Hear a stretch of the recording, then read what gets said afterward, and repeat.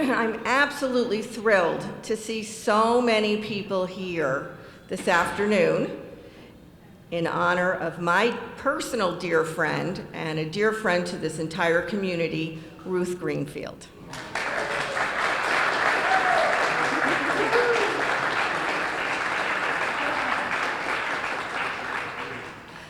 I've known Ruth my entire life, which is a long time, and I know all of the changes that she helped institute in this community. I have personally witnessed it with my own eyes, so I'm very proud to have Ruth and the film about Ruth here today. So Ruth was actually born in Key West and moved to Miami at the age of 6 months, and noticed at a very young age that there was a lot of segregation in this community. This town was not known for its open theater of diplomacy. There were so many signs on the streets saying selected groups can come in here, restricted clientele. And that's the way so many of us grew up thinking about Miami. And I think we've gotten better. And notice that across the tracks was a different neighborhood, now called Overtown, but at that time actually called Colored Town. This seemed to her like something strange. And when she returned to Miami after her great adventures in Paris, she decided to do something to integrate this community. And she wanted to do it through music, as the wonderful concert pianist that she is.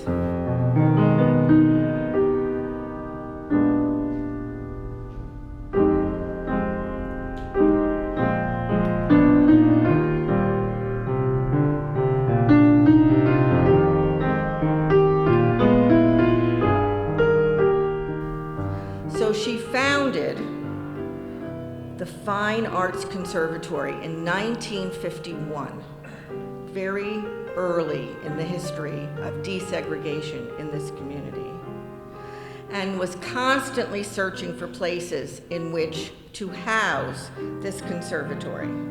It wasn't until 1961 that a permanent location was found in Liberty City, and it stayed there until it closed in 1978. I have to say that I had the honor of being an intern there one summer. I don't even know if Ruth remembers. Ruth also taught at Miami Dade College for 32 years, and there she founded the Lunchtime Lively Arts Series to make music available in what was becoming a less than cultural downtown Miami. Most of the buildings in the whole downtown area were dilapidated.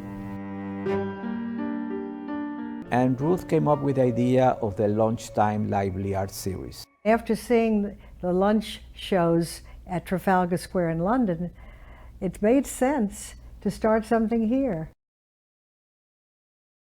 The Lunchtime Lively Arts Series came to Miami the way the conservatory came to Miami. It was something that was off-kilter, something against the grain. The series, which we had every Wednesday at noon, free, was sponsored completely by the college, except that I would go out to the bankers and to the different enterprises here downtown and encourage them to give, because it was bringing more people. Some of you were here previously when we opened the exhibit of Tennessee Williams paintings that are on loan to us from Ruth's brother, David Walkowski. Her family members continue in her legacy. All of her children and grandchildren are very involved in the arts, including her son Charles, who's with us here today, and who has who was the classical music reviewer for WLRN for many years, and who has written on travel and classical and jazz musicians, and who still produces cultural videos with his production partner Richard Fendelman, who joins us today, filming us, which can be seen on artsandculturetv.com.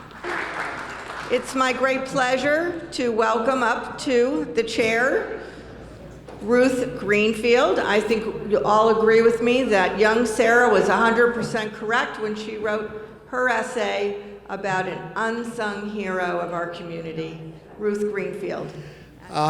Did you enjoy that film? Well, I think it's important. Steve Waxman, the director, is next to me, and Laurie Schechter, the producer. This woman I'm related to her in some way. Haven't figured it out yet. I'd like to start off maybe asking both of our guests here the genesis of the film. So, Laurie, why don't you tell us a little bit about what motivated you? Well, I mean, the film tells the story. She was inspiring. I think that it started that she told the story to a friend after knowing, it was through Sarah Case, knowing Sarah for many years. And one day she heard the story and Sarah said, why aren't we doing something to record this information? It was too important to be lost. So we were going to just do a little interview and make sure that it just got into the history somehow, into Miami so that it wasn't lost. And Steve said, well, I can make a film out of this.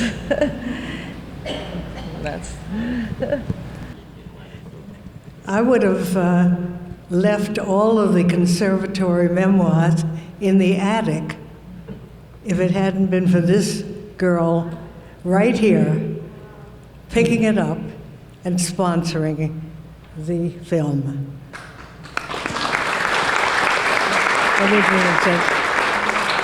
And then she chose one of the most emerald cutting, what are you, a cinematographer?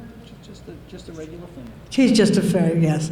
And he put it all together in such a sensitive way that I didn't recognize myself. I think if there are no more comments from here, maybe we could go to the audience if there's some questions. Yes, young lady? Light Up Downtown. You did a series. You did a series after Lively Arts called Light Up Downtown. It was to keep the people downtown from having to be in traffic to go to the suburbs. Who did you bring? The Preservation Jazz, right? Betty Compton and Green. Adolph Green. Yeah, I think the Peking Acrobats came. We know that Philip Glass gave a performance there, and there were Stefan Grappelli, but Philip Glass, I think there were 1,500 seats in Gussman, and everyone was filled. So that was quite an event. Loretta Dranoff, your relationship with her? Loretta Dranoff had the first international two-piano. How many of you remember that? Yes, yes. And it's going on, it's flourishing, because we never realized that the great composers were writing for two keyboards back in the 16th century. How about the 15th century? 16th or 15th? The what century? 15th or 16th? Make it 14th. 14th. Okay. I think that everyone today who came is absolutely part of whatever it was that happened in 1951. You would have been there. And I thank you for being such remarkable friends and the work that you're doing, which we haven't given you credit enough for today.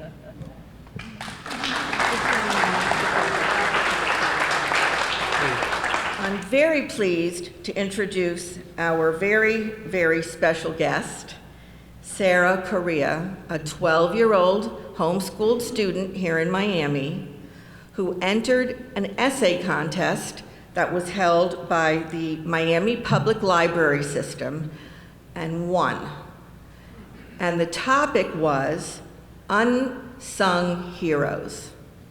And her unsung hero is Ruth Greenfield.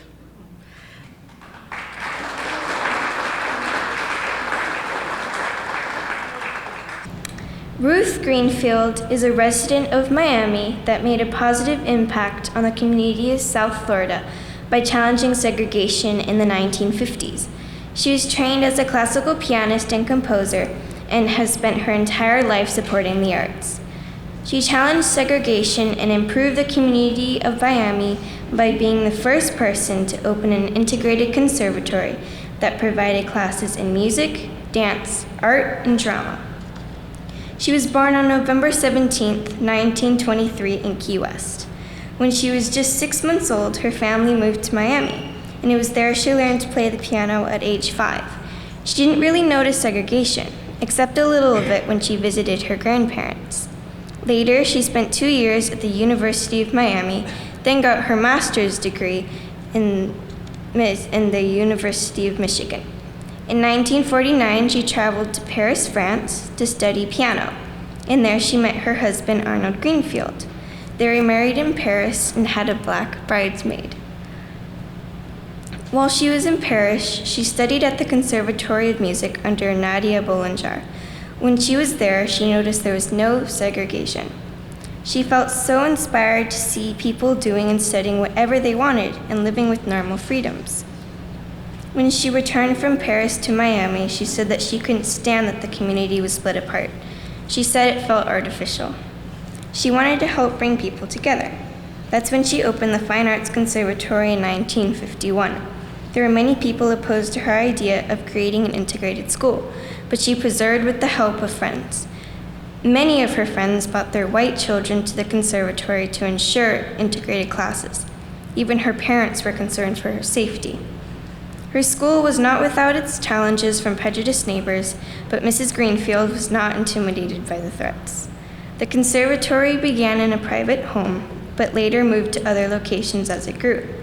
One of their locations was in a black funeral home with the ballet classes being held on the second floor.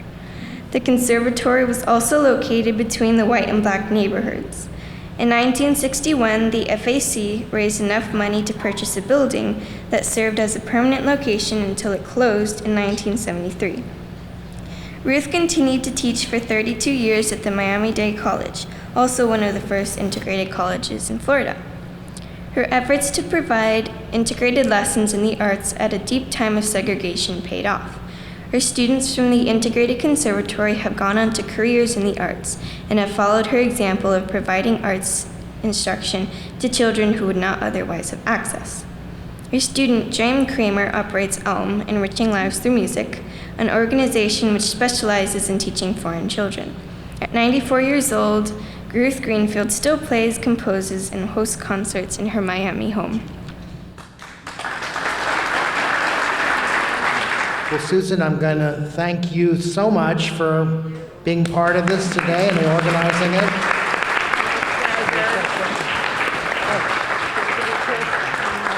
Thank you all so much for coming. I have to do my one little spiel that I always like to do at the end of any program. If you enjoyed your time here today, if you enjoyed the program, if you enjoyed getting to meet the wonderful Ruth Greenfield, and if you have not already done so, please consider becoming a member of our beautiful little museum here. It's our great pleasure to bring you these kinds of programs, and it's through the support of our donors and members that we're able to do so. So I encourage you, on your way out, you can pick up a membership form or you can call us, and please join us.